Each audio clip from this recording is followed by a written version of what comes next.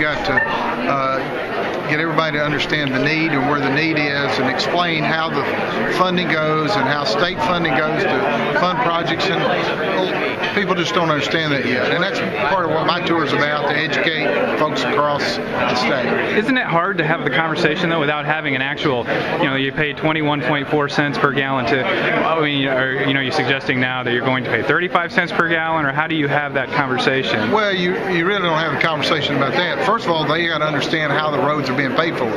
Average citizen probably don't realize the difference between federal and state and what we use our money for. So that's the first conversation you got to have. Then you go to particular areas to find out what roads are needed in those areas for economic development and other purposes, for safety, for congestion, and those kind of things. And then you relate that the federal government's not going to be a part of the solution. We're going to have to be the solution at the state level. Well, did you sign a pledge against? Yeah, for this year. For this year against the gas tax increase. Well, what if not this year? When?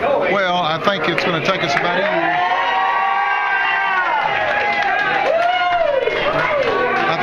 I think it's going to take about a year to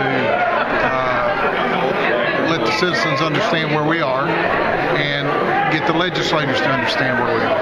And I think, it'll take us a year to do that. Is that because of Speaker Harwell and I think it's just a process, Sam, just to get just to focus them in on the need. And right now there's so many things that are focused in on the need. I think we got to get them focused in on what the needs are in their district, and then what we're spending the money on. And I think that's it. I think if we can do that, and my tour's been going well. I've been inviting citizens in. They're getting to ask questions, and I think we're getting to educate the folks. And it's going to take a while to put together a plan to do that and to fulfill the need. Then we find out what the needs are across the state, then we come with a plan. So you'll be using the surplus? Oh, absolutely. I've got to be able to do that. I've asked the governor to repay that $260 million back to the transportation fund, and I've got to be able to do that. Not 280? It was 280 is what they have taken out, but they've paid back some over the years. So it now owes 260. Do you agree with the governor that these sort of things are just kind of kicking the can down the road? Or? Well, I believe we need to do a long-term plan, and this one-time money won't fix the problem.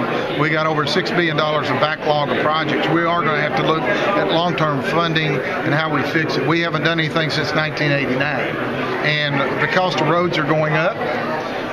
The revenue coming in from the cars are more fuel efficient today, so the revenue coming in from that is less. So we've got to come up with a solution to that problem. We're elected as legislators to be leaders, to lead that, and I'm willing to step up and start working on solutions. So, Senator, why did you sign that pledge not to raise the tax? Because we're not ready to do it yet. And your pledge is only for 2016? That was the pledge that I took, was 16, and I think we need to look long term, and I think we've got to talk to the citizens across the state where they understand what the needs are and how we fund our roads. That we're not going to, I think we're great. We don't have debt on our roads. So all those things come into play. And I think as I'm traveling across the state, I figure out real quick that the citizens need to understand how we fund our roads. AFP says it's changed its pledge, and now it's a permanent pledge. Not the one that you signed, but the one that they're asking people to sign now is permanent. I mean, is that a good thing? I'm not aware of that yet. Is that a good? Should anybody sign that pledge? I don't know. I hadn't seen it yet. I won't comment till I see it. I haven't seen it. Is the governor simply spinning his wheels if he's trying to get something going next year? No, I think not. I mean, you look at it. The last time we did anything on transportation funding was 1989 and 90. So, and it takes a while to do something this big and long term. This will be something, if we can work on a solution to this will be a 25-year solution. But doesn't pushing it off another year just add to the problem? Not really. I think we've got a couple, 3 years to work on this situation, and when we fix it and we come up with a solution, it needs to be a long-term solution. That's why I'm not for just doing patchwork like they do in Congress, where they do a 3-month, 6-month program. I'm for a long term. You're chairman of the Senate Transportation Committee. When do you envision the legislature doing this long-term fix? I'm not sure yet. To answer your question, Rick, I think we got to get back in session. I think the governor is going to have to meet with with the legislators, and I'm going to have to meet with them so to fill out where they are. And this will be a process that I'll be doing over the next year, and I look forward to doing that. I'm enjoying talking about transportation. I think it's really important for economic development. It's really important for the future of the state. I've got children. I want to make sure they drive on good roads, and as the governor said today, we want to leave the transportation fund better off than when we found it. But it won't be in 2016. It won't be in 2016, in my opinion. Why is that? Is it because of the election? I just don't think we're ready to do it yet. I don't think the legislators are convinced of the need yet. I don't think citizens are convinced of the need. I do think the money needs to be paid back in the fund. What do you say to those people that sit in traffic 90 minutes from here up to Nashville every day? You've been in it yourself. I would say call your legislators and tell them how important it is.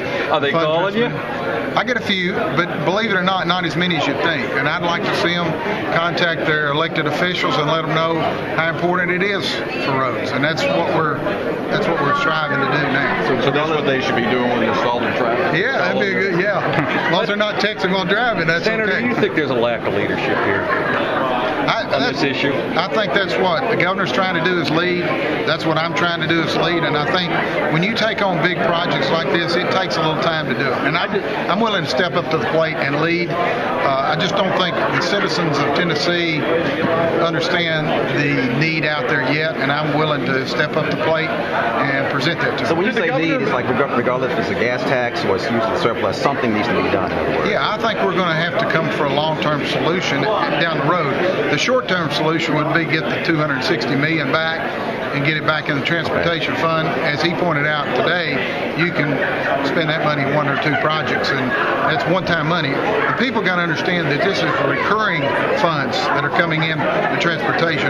One-time funds are just one-time funds, and when people I talk to, they don't understand it. Now they're beginning to understand when it relates back down to the cities and the counties and their roads and how it affects everything, every county in the state.